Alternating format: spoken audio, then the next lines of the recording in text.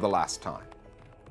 On January 25th, the day that marked the 5th anniversary of the Egyptian uprising, a 28-year-old student went missing. His lifeless body was later found, battered and tortured, dumped by the side of a road. The case has spiraled into a diplomatic incident because the victim, Giulio Regeni, wasn't Egyptian. He was an Italian, a PhD student living in Cairo doing research into a movement that represents a challenge to the El-Sisi government's hold on power, organized labor. The diplomatic sensitivities here are understandable. Egypt and Italy are codependents with a lucrative trading relationship, as well as a shared history that dates back to the Roman era. However, the Egyptian government's refusal to cooperate with investigators from Italy, its unwillingness to hand over phone records and CCTV footage has led to the recalling of the Italian ambassador.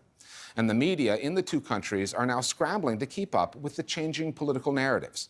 Italian news outlets, better known for competing with each other than collaborating, have coordinated a media campaign that's taken aim at Egypt, particularly the country's human rights record under El-Sisi.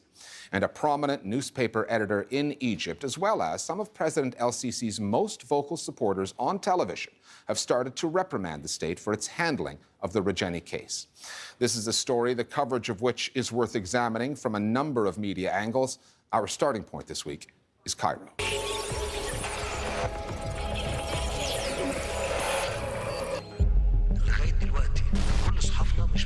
When the Egyptian president summoned media figures and parliamentarians to his palace this past Wednesday, the Regeni case wasn't the only thing on his mind. But anyone watching his nationally televised speech, hearing him accusing evildoers of spreading lies,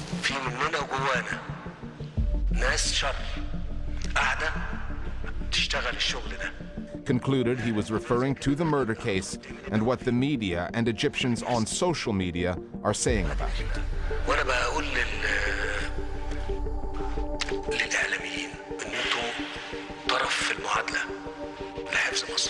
What you saw definitely is an increasing sense of frustration that the media isn't all playing ball. And indeed, when you look at the way that the media has covered the Regeni case and also other issues over the past, let's say, 6 to 12 months, they're not playing ball, but that's the nature of media. You know, they don't always do that.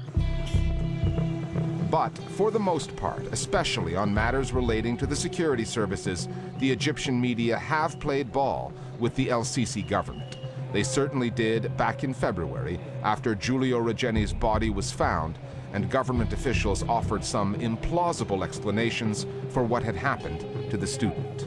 As soon as fingers began pointing at the Egyptian state and particularly the security services over Regeni's death, Egypt went into its default muddy the water, way of operating. First of all, it was perhaps a normal road accident that happens every day in Egypt. So then we have this rumor that it was a gay lover spat. واحد منهم جذب الثاني وخده معاه بقوة. Whether there were other forces at hand here, whether the Muslim Brotherhood were sort of trying to tarnish Egypt's image. والموضوع فيه أجهزة استخباراتية أجنبية وراء قتل هذا الولد بمساعدة إخوانية. And what they did was to spread these rumors through local media and through state media of different scenarios that could have happened to Regeni. Of course, the Egyptian newspapers tried to avoid to talk about the issue about the Giulio Regeni affair, as they do with all the other cases of enforced disappearances in Egypt that are not at all covered by the Egyptian public medias. We can add that there were a couple of newspapers that were part of the diversion system orchestrated by the regime. So they were arguing that Giulio Regeni was killed for different reasons. In Italy, they were publishing unverified news. Nobody could imagine that an Italian citizen will be killed, especially because everyone who knows something about Egypt understood immediately that the tortured body was a signature by the state. President El-Sisi implicitly acknowledged the gravity of the case and the importance of the bilateral relationship by granting one of Italy's biggest papers, La Repubblica, an exclusive interview. But the interviewer went easy on El-Sisi. And it took another media event 2 weeks later, a press conference held by the victim's mother to raise the kinds of issues that La Repubblica had clearly shied away from in its interview. Quello che è successo a Giulio non è un caso isolato, come è stato detto dal governo egiziano. The Italian public opinion was divided after this interview because there was no fact-checking how we can let a president who is a dictator speaking without any kind of fact-checking. Everyone is aware now that Egypt is a dictatorship, that torture is an endemic method in Egyptian jails. Everyone knows it now. Everything changed when the Regeni family intervened, arguing that this was not an isolated case. Everything changed, and the Italian mainstream newspapers and even the Italian public television began to be focused on the violations of human rights in Egypt. 5 days after that news conference, Corriere della Sera, a national paper based in Milan, published a list of 735 Egyptians who have gone missing, presumed to be in jail or dead, over the past 8 months. The paper was going after the LCC government in a way the Egyptian media never have.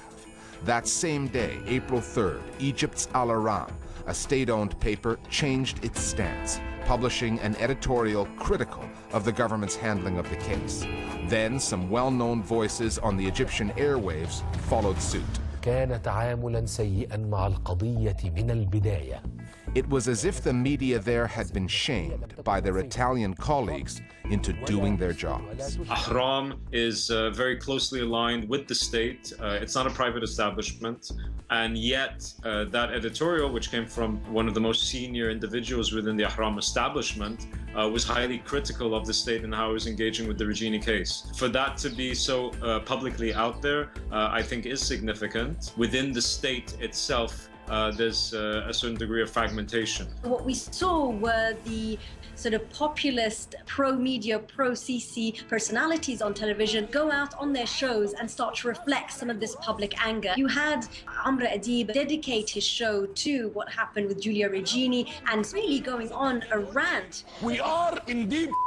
The veneer, the sort of Teflon image of the president is slowly being broken down. That is being reflected by someone like Lamis al-Hadidi, someone who was always regarded as a personal fan of Abdel Fattah al-Sisi. الإعلام بقى هو الشماعة لكل الأجهزة اللي عايزة تتخلص من مشكلة فتقول لك أصل الإعلام بيضخم.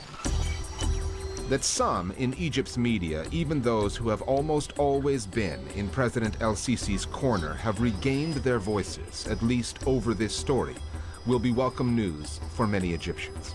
But it took an Italian victim and the collective weight of the media in Italy to make that happen. There are hundreds, perhaps thousands more, like Giulio Regeni. They are Egyptians whose fates remain unknown and whose stories are going untold.